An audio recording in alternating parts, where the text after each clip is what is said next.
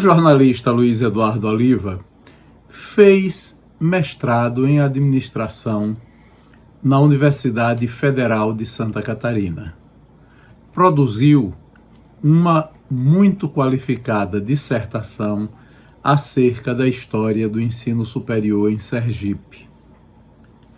Envolvido com a política acadêmica universitária, foi membro do Conselho do Ensino e da Pesquisa da Universidade Federal de Santa Catarina e as posições que tomou e os enfrentamentos que teve impossibilitaram que Luiz recebesse no momento correto o seu diploma de mestre. Envolvido com esses conflitos políticos acadêmicos, ele necessitou esperar durante 14 anos para que o diploma de mestre em administração chegasse às suas mãos, depois de recorrer de decisões tomadas por adversários políticos. Neste vídeo de memórias, Luiz Eduardo Oliva nos faz uma narrativa da sua vida de estudante do curso de mestrado em administração da UFSC e também dos embates políticos dos quais participou e da luta para obter o diploma de mestre. Vamos acompanhar o seu depoimento. E logo eu comecei a frequentar um bar chamado Bacará. Era na época da lambada, eu dançava pra caramba e virei o grande bailarino do Bacará. E as mulheres faziam fila, e eu também, namorador, solteiro e tal, e aconteceram fatos inusitados. Eu fui morar num outro prédio, já eu e Neilton, e lá eu conheci Luiz Meira. Luiz Meira era meu vizinho de parede. De parede não, de porta. Eu abria a minha porta, era como se você, na sua casa, você tivesse um corredor e um quarto. O corredor do outro lado era a casa de Luiz Meira, vizinho. E tanto que, quando você não tinha telefone sem fio, Luiz Meira, quando ele saía de casa, que ele queria que alguém atendesse o telefone dele, ele dizia: Luiz, eu vou receber uma ligação, diga que eu não estou. Pegava o fio do telefone dele e botava na minha casa, com aquele fio que eu fechava a porta e eu virava o telefonista de Luiz Meira. E aí tinha o Expresso Rural, que era um grupo muito interessante, e eu frequentei o Bacará. O Bacará era de Zeca Petri. Zeca Petri era um grande músico, que até hoje está lá e tal. E ia todos os músicos. E aí eu levei Lula Ribeiro para lá, Lula Ribeiro fez um show, e aí veio a amizade de Lula Ribeiro com Luiz Meira. Luiz Meira veio a ser depois o guitarrista, durante o tempo, de Sai Guarabira, de Luiz Melodia, de Gal Costa. Então, Meira é um amigo, ele, de vez em quando ele me diz: pô, vem ficar aqui e tal. Eu trouxe ele para os festivais de São Cristóvão, e ele conheceu o Paulo Lobo, ele arranjou um disco, fez arranjos para um disco de Amorosa, etc. Então, agora, engraçado é que eu não frequentei muito o futebol lá. Eu tinha um amigo, Narbal Silva, que hoje é um dos dirigentes do Avaí. Eu uma vez levei, nas últimas vezes que eu fui para lá, eu levei uma camisa do Confiança, porque o Avaí é azul, e ele me pediu. Mas o futebol, realmente, eu fui uma vez no estádio, mas na ressacada, mas não frequentei futebol. Foi uma das coisas. Fiquei mais no mundo cultural. Acendeira, das músicas, do folclore. Florianópolis é uma cidade mágica, inegavelmente. Eu sou apaixonado por Florianópolis, transferi meu título de eleitor para lá, votei lá muitas vezes, nos anos que estive lá, virei cidadão catarinense mesmo. Tive uma grande namorada, Zoraide Drummond. Essa menina, ela queria que eu fosse embora, morar em Santa Catarina, eu dizia que eu não era manezinho daí. Mas já passou, né? Foi algo assim. E vem aí a história do meu mestrado, da minha dissertação. Quando eu entrei na fase de discutir o tema, hoje em dia você já vai fazer o mestrado quase que com o tema na cabeça. Naquela época não, você criava o tema depois. E eu pensei em escrever inicialmente sobre a política estudantil, porque eu era o aluno, tinha sido corretor da substância. E fui colhendo material, e isso me fez atrasar. Eu fiquei desesperado. E aí, fiquei 6 meses matutando. E aí foi o grande lance, para mim foi extremamente importante, porque eu descobri que ninguém tinha escrito sobre a história do ensino superior em Sergipe. Então, eu virei o pioneiro por conta dessa contingência. E aí é quando eu venho estudar e vou começar a estudar mesmo sobre a implantação do ensino superior em Sergipe. Consigo ainda entrevistar 5 fundadores, o remanescentes daquela época de fundação, importante. Silvério Fontes, que ficou fora, mas foi um dos pioneiros. Mané Cabral Machado, eu pesquisei. Barretão, dos cursos de Química, que ele me contou como se Deus fosse Química. Aliás, é uma belíssima entrevista de Barretão. Antônio Garcia, Tetes Nunes. Eu colhi o que era necessário para o mestrado. Então, e me aconteceu um caso inusitado nisso. Quando eu, estudando em Santa Catarina, lá aconteceram algumas coisas interessantes. Primeiro, eu jogava voleibol lá num time que tinha dos estudantes. Segundo, ao jogar voleibol e participar com os alunos pós-graduados, eu fiz um ciclo de relação muito grande com esses alunos, com esses colegas. Então, eu conhecia os alunos de todos os cursos praticamente. E veio uma vaga para o Conselho do Ensino da Pesquisa.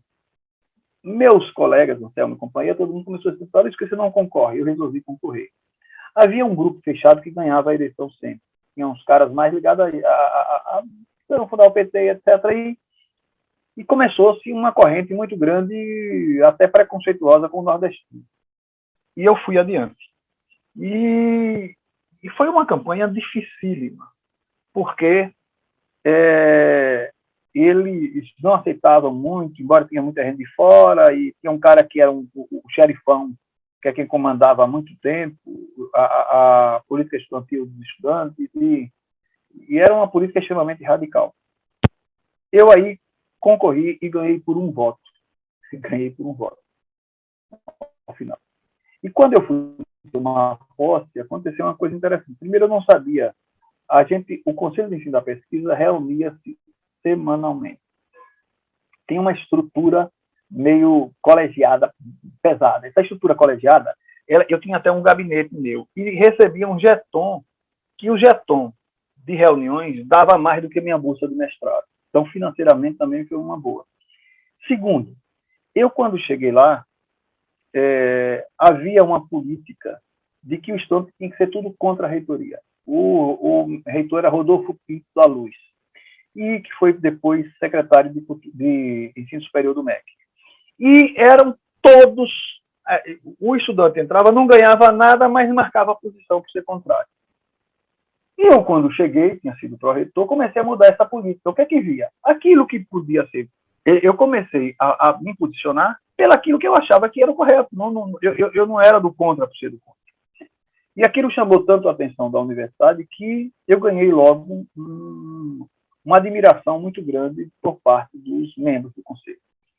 E eles começaram a me analisar mais e a respeitar meus pais. E eu comecei a pedir vistas de muitos processos. Acontece que eu tinha uma experiência de ter sido pró-reitor de assuntos estudantis da Universidade Federal de Sergipe, ter sido do Conselho Universitário. Então, para mim, aquilo não era uma novidade. Eu era um estudante que tinha sido pró-reitor. E uma vez uma aluna deu entrada num pedido de transferência ex officio. A transferência ex officio aqui em Sergipe era feita muito do compadrio. Eu tenho um amigo meu mesmo que fez história e me pediu para transferir para direito, e hoje é um grande advogado. Então, acontecia isso. Mas lá não. Lá você fazia o pedido e o Conselho de Ensino da Pesquisa tinha que examinar para dar o parecer. E a decisão era colegiada. E as transferências ex officio eram transferências que diziam respeito, como você já sabe, a algum fato objetivo. O militar que visitasse, que fosse transferido, ou o funcionário do Banco do Brasil, ou qualquer funcionário federal, se ele estudava na universidade de outro estado, ele chegava nas universidades, ele tinha direito a uma vaga pela transferência ex officio. Ou seja, ele, independente de vestibular, ele tinha direito a continuar seus estudos nas universidades federais para onde ele estuda. Havia, então, um requisito que o estudante, o professor, que fosse estudar fora, mestrado ou doutorado, casasse, quando ele voltasse, a mulher dele tinha direito à transferência ex officio. Se ela estudava lá, porque ele casou e trouxe ela de volta. Ou o contrário. Um professor foi e ele já era casado, divorciado, ainda não havia no Brasil ainda, havia o divórcio, mas aquele divórcio que esperava 2 anos para concretizar, para você pedir o divórcio, você sabe, a separação judicial para depois converter em divórcio. Não sei se você se lembra desse período. E a maçonaria dominava um pouco o sistema da universidade e era muito conservadora. E este professor, que era separado, namorou a menina e trouxe, e ela deu entrada no pedido. E eles acharam que não, porque ele não tinha casado ainda, não tinha sepultado, era união de fato, não tinha ainda a Constituição de 88. E veio, e eu fiz um discurso revoltado, que não tinha sentido, que tinha todas as provas, e etc., que ela já tinha um filho, enfim. E aí um professor virou para mim e disse, peça vista, peça vista. Mas já praticamente derrotado, eu pedi vista. Fui para a biblioteca e fiz um parecer que ficou célebre na época. E eu me lembro que eu fiz um parecer que encontrei um texto que dizia que a família era natural. A junção civil era artificial, era cultural. Mas que o ser humano, aonde ele viajava, ele fazia família. E eu fui por aí pela legitimidade. E quando eu fiz esse parecer foi tão bem feito à época que aquilo que estava perdido reverteu-se. E praticamente por unanimidade, só 2 ou 3 foram contrários no voto substitutivo meu. Uma coisa que estava derrotada venceu e a aluna teve direito a se matricular. E meu parecer virou jurisprudência e todos os professores, antes da Constituição de 88, que tinham união estável, como a gente chama hoje, passaram a ter direito àquilo que não existia antes. Então, para mim, isso foi uma glória, porque eu antecipei. Me lembro ainda da estudante no dia que me levou depois. Não é que eu estava no gabinete que eu atendia, me chegou com uma garrafa de vinho para me dar de presente. Esse foi um dado extremamente interessante, foi essa minha participação como conselheiro. Ao final, no último dia, abriu-se uma sessão até de homenagem a mim, um professor de direito pediu a palavra e que eu tinha mudado muito a cara da representação estudantil, com meus votos sérios e bem estudados, etc.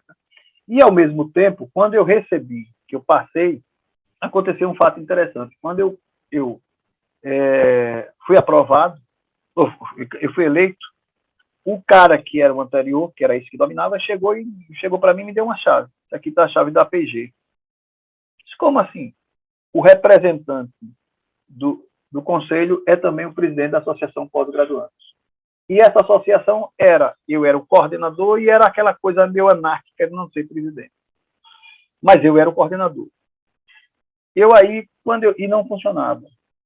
Eu então iniciei um movimento para dar uma estrutura diferente, acabar com aquela coisa meio anárquica. Sérgio Salim foi um colega meu que eu indiquei, ele foi o eleito.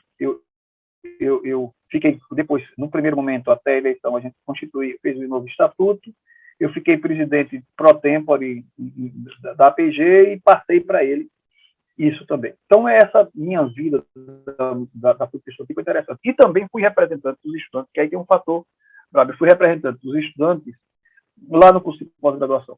Como representante eleito, eu também fui representante, eu fiz a política estudantil lá. Quando eu fui representante eleito, candidatou-se a coordenador do curso Clóvis Machado. O Clóvis era um sujeito estruturalista, eu diria mais à direita mesmo, mas ele era um sujeito, inegavelmente, com a visão, um cara muito competente. E era da AMPU, AMPAD, né, Associação Brasileira de Administração Pública. Nossa. E ele, como ele havia um pé atrás dele, que ele brigava com todo mundo, mas ele era muito inteligente, etc., ele era meu amigo e precisava do voto dos estudantes, que era uma espécie de voto de testes, de uma divisão que estava, onde o estudante pendesse, ele seria eleito. E os estudantes fizeram barreira para ele não ser eleito. Ele veio conversar comigo e eu disse a ele, não, vamos fazer o seguinte, a gente está com uma série de reivindicações. Você assume que atende, ele disse, mostre as reivindicações. Quando eu mostrei, ele disse, não, eu aceito. Aí foi para um churrasco com os estudantes, eu fiz a aproximação e consegui convencer os estudantes que a gente votaria nele. O voto era meu. eu e de outro. Eram 2 representantes. Ele fez um documento, assinou, uma parte ficou dividida, uma parte achava que era furo entrar naquela dele. Eu aí entrei e fiz. Quando eu entrei e aprovei ele, no final, ele, muito amigo meu e tal, meu professor e tudo, ele seguiu e não cumpriu nenhuma das determinações que foram colocadas. Naturalmente, como foi de acontecer, os estudantes vieram comer meu fígado posteriormente, né? A gente avisou, a culpa foi sua, você foi da onda, a gente disse que ele não ia cumprir. Aí veio um encontro da CAPES. E esse Clóvis, ele era a vaidade em pessoa. Com ele, eu aprendi que não existe vaidade pior do que a vaidade acadêmica. E quando chegou na reunião, com autoridades do MEC presentes, dada a palavra aos estudantes, eu pedi a palavra, um representante. Aí disse, agora tem um detalhe, é difícil seguir adiante, porque o professor Clóvis é um homem sem palavras. Não cumpriu nada do que determinou. E caiu de pau. Ele enrubesceu, foi um pau do cacete lá. Eu lavei minha alma com os estudantes e ganhei um inimigo. Mas eu precisava dizer aquilo. E ele acabou tendo que recuar muito do que tinha e foi obrigado quase por conta do MEC, porque tinha algumas coisas a repensar e prometer diante dos caras que iam mais ou menos cumprir as reivindicações nossas. Algumas, como era a compra de mais livros, aquela coisa toda. O que é fato é que ele se tornou meu inimigo. Quando eu fui fazer a minha defesa de mestrado, ele plantou na minha banca, porque a banca era meu orientador, eu escolhi uma pessoa e a outra a coordenação indicava. Ele plantou um sujeito para me dar pau. Na véspera da defesa, Finger, meu orientador, me chamou e disse, olha, o circo está armado. Tudo indica que o Clóvis está fazendo uma pressão em cima da gente para não aprovar você. Então, a gente vai fazer o seguinte, eu vou dar Colossi, que era o segundo indicado por meu, já me disse a você que tem uma coisa, ele não quer contrariar muito ele, vai dar B, embora, e o dele vai dar C e tal, vai dar C ou D, mas a gente, pelo menos a gente tenta equilibrar aí. Eu já conversei com o Colossi, a gente sabe do seu potencial, mas Colossi o pau está comendo. Quando eu cheguei de manhã, eu acho que ele não tinha conseguido resistência muita, ele chegou e disse que não ia ter minha defesa, alegou alguma coisa lá que não ia ter minha defesa. Eu voltei para casa, puto, estava no restaurante, quando chega Neilton, ou não sei quem foi que chegou lá, correndo, disse, Luiz, o menino mudou de ideia e disse que é para você ir fazer a defesa, vai ficar tarde, 5 horas da tarde. Ali já tinha tido todo o clima que me arrombou.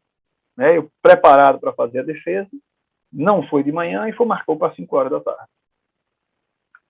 Eu almocei, tomei um chopp de golada mesmo e fui para lá. E fui babando quase. E eu transformei minha defesa... Engraçado, eu cresci na defesa. Eu, no lugar do nervosismo, teve uma hora que eu tomei até água da banca. E fiz realmente uma defesa brilhante, como todos os meus colegas disseram que era. Que é aquela dissertação que você conhece.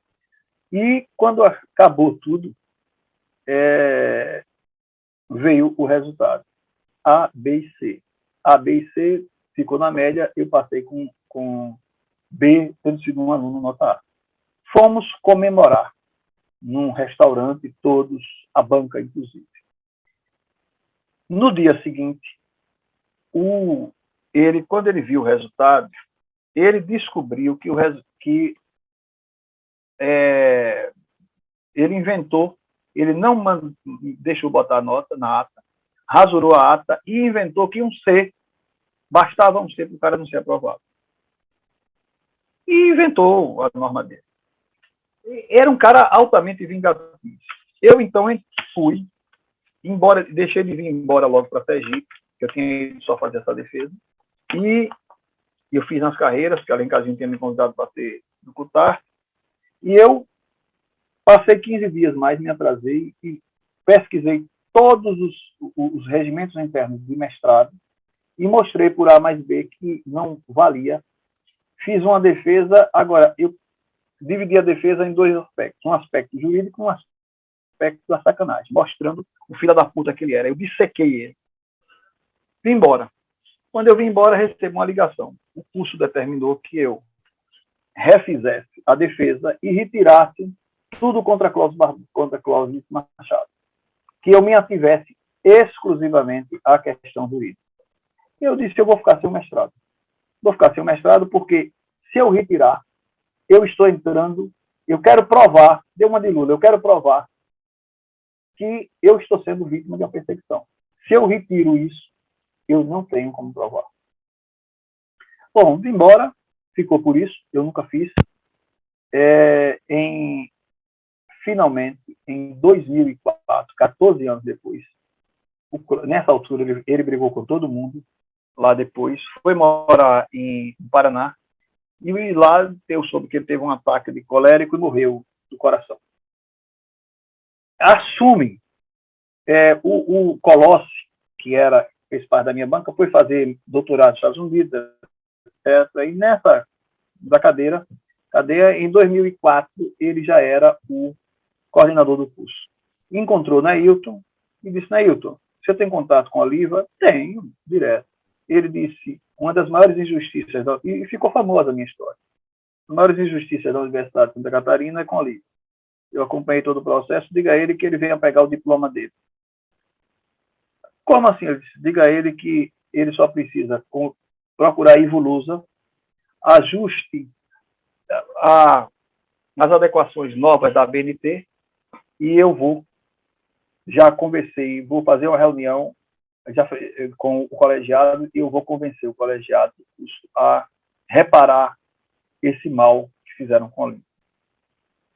Eu peguei um avião e fui para lá. E fiquei comovido com o Colossi. Eu podia ter entrado, inclusive, com ação de indenização por danos morais na Universidade Federal de Santa Catarina, mas ia bater nele. Por quê? Iam dizer, para quem mandou você mexer com isso? Então, em 2004, 14 anos depois, eu recebo o título de mestre, reparando uma injustiça. E, para mim, isso é um troféu maior do que qualquer outra coisa, porque você ter sido injustiçado, aquilo me prejudicou muito, mas, por outro lado, a grandeza de Colossi é uma grandeza que para mim, é muito mais importante que isso tenha acontecido para que eu possa homenagear a grandeza dele do que se nada tivesse acontecido. São homens como ele que a gente tem que tirar o chapéu, porque, afinal de contas, o que esse cara queria mais com um sujeito que estava sumido lá no Nordeste e que ninguém tinha conhecimento, e ele ainda mandar me chamar e me diz, eu quero reparar essa injustiça 14 anos depois. Então, isso é de uma grandeza. E até que se ele fraquejou na hora lá, que não me dando o A que tinha, ele me deu mais do que A. Depois, as condições da época não fizeram por onde, e eu só virei mestre 14 anos depois, embora tenha sido antes. Então, é estranho que eu acabo meu curso em 1990 e meu certificado é de 2004.